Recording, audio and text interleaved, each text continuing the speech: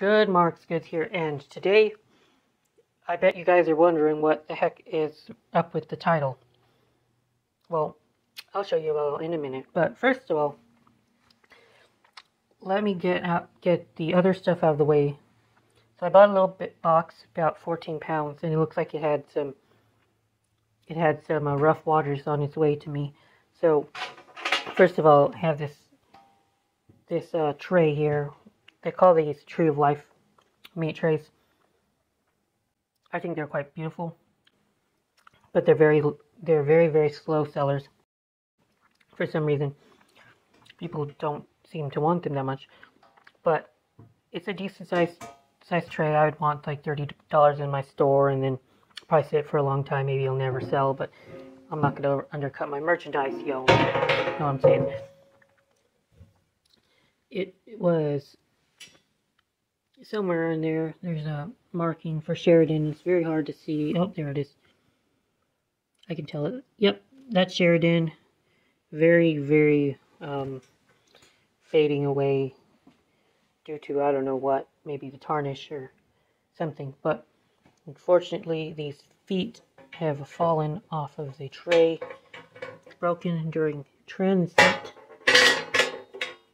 So this is a solid piece of plate that will be scrapped for silver content one day. When I have time to do so, I'll go ahead and do that, but decent amount of silver to be recovered. I really do like trays. They have a lot of surface area, and eventually you'll get like, I don't know, a third to a half of an ounce, I expect, from a tray this size, which doesn't seem like a lot right now, but that's only because silver is criminally undervalued. Criminally undervalued, people. And the base metal, I'm sure there's copper in there. That we can see some copper right there already. That's also going to only increase in potential value. But there's another one. Fortunately, it appears that this tray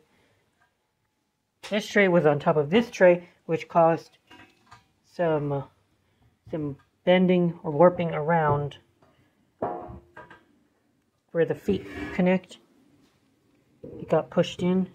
Maybe this happened during, well, it was stored at the Goodwill, I don't know. But a lot of pressure was put on this tray, and it was kind of sunken in. This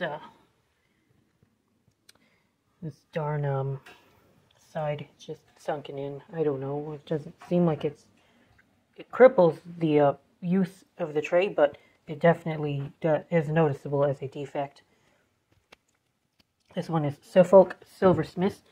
I did a quick Google on that. This isn't the first time I found Suffolk Silversmith. I thought it was English, but it's kind of hard to find the hallmark on these things. But I did see it earlier. Y'all have to trust me on this. It's very hard to see, just like the last one I was showing you all. And with this is apparently, oh, there it is. There it is. Finally found it. Okay. You'll see that? Oh, there it is. How I can tell, it's kind of amazing how I can tell actually. Oh, because I'm looking at it upside down. There. Suffolk Silversmith. They were a trademark of Gorham Company. So their stuff is not the worst in terms of collectability, but that tray, I mean that damage there, I wonder if I can just push it back in. I don't know. Kind of, maybe I should just leave it alone and try to get like $40 for this thing. Maybe it might sell, maybe it won't, I don't know. The last thing I'll show you all before the main event is this sick quadruple plated pitcher by Pool. I don't find that many quadruple plated pitchers, and it being sold by a known company like Pool should fetch a pretty penny. I don't know how much, but it wouldn't surprise me if this is one of the more valuable pieces in my lot. Drill 63, quadruple plate pool, guaranteed. Guaranteed something. Taunton, Mass. Okay, so Pool was a Taunton, Mass company, just like Sheridan was. Very neat, and look at the patina on this baby.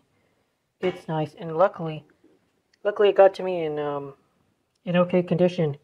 Otherwise, I would have been quite sad. Yep. I'd want 60 at least for this, knowing how rare quadruple plated pieces are, how desirable they are, that it's by Pool, and they didn't make that much quadruple plate. So definitely the one of the nicer pieces from this lot. And let's see, oh, these just little cups by this importer called Del Berti, Italy. And then they have like an E and an L and a crown. I believe that the EL could be the manufacturer and the Del Berti is the importer. I don't know, but they're not worth that much either. But they're cute little cordial glasses. Hopefully they can sell for a couple bucks. I wouldn't mind letting them go for like $10 for the set. They might go for that. Now here we have a Tale of Two Christofs. This is what I was, this is the title of this video. The Tale of Two Christofs. So I have these little cups here. They were maybe, I don't know what they would have done, but they're Italian. So maybe they would sell, maybe they were for like coffee shots, whatever you call those, espressos. I think they're espresso cups. But if we see here, we see the marking, and it's very hard to see because they're not. Or actually, this is a Portuguese company, I believe. But the markings are very worn off, and you can't make them out. But with a quick Google search, you can almost make them out. But this one's the most legible. Let's see.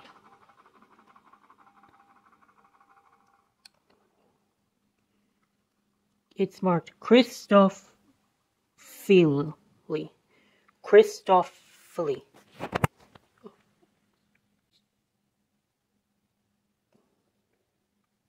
Christofoli Prata 90. I assume that the Prata means plated, and the 90 is... Oh, this one's really good, actually. This one's a really good representation of what it should look like. Christofoli Prata 90. Obviously, the 90 means that it's plated with heavy plating. But this company, there's not a lot of things by this company out there, but that doesn't necessarily mean that it's valuable. Just because something is obscure in the plating in a silver plate doesn't mean that it's particularly valuable. I think that that's this case. And even if it wasn't, even if it was more valuable, unfortunately they didn't take to the ride very well either. So I've got cracks in these cups. Kind of really sucks, even though, yeah, I don't know how much they would be worth.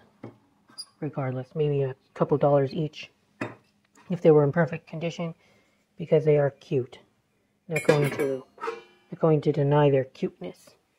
But here is the actual Christof that is actually worth something, and we have both this. I wouldn't say they're an imposter because they were their own company, but they're definitely an ugly cousin to the French Christofle. There we are. Beautiful hallmark by Christofle. Guys, I just don't see that much Christofle. But anytime you can see it, anytime you find Christofle, that's a good day. And this tray is fantastic. It's beautiful, and luckily it seems to have done well on the journey. I don't see any plate loss.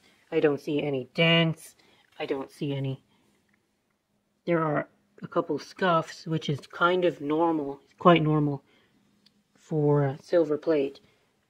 I don't see this, and this is dirt, I think.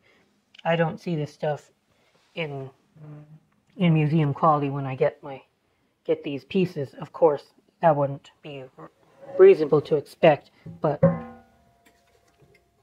it is in stunning condition, especially since all the other things in this box seem to have had a rough ride, except for the pitcher. The pitcher seems to be in okay condition, and these little cordial cups, they seem to be in alright condition too.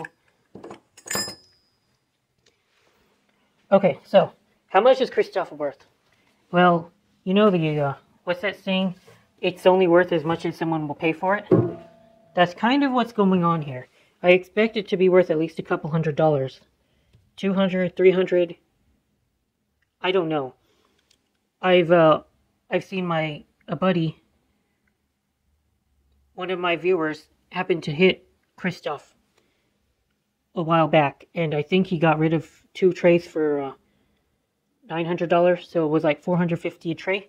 And I think mine, the one that I have, is just as pretty as his. So just need to keep making these hits once in a while. They don't come in every day, but these finds are exactly what keeps me going and keeps me motivated in my pursuit of silver and silver plate and antiques. So, A Tale of Two Christofs. Two Christofs. Christofoli, not very good. Christofle, the real McCoy. The real McCoy, guys. Look at that hallmark, though. It's stunning. Such a good condition. And luckily, I really did look out, because when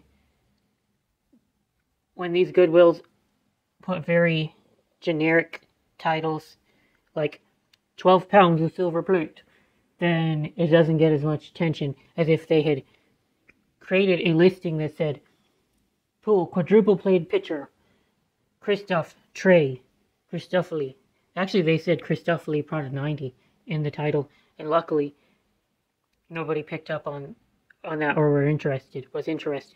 But yeah, all right, that's it, guys. Good Marks, goods out.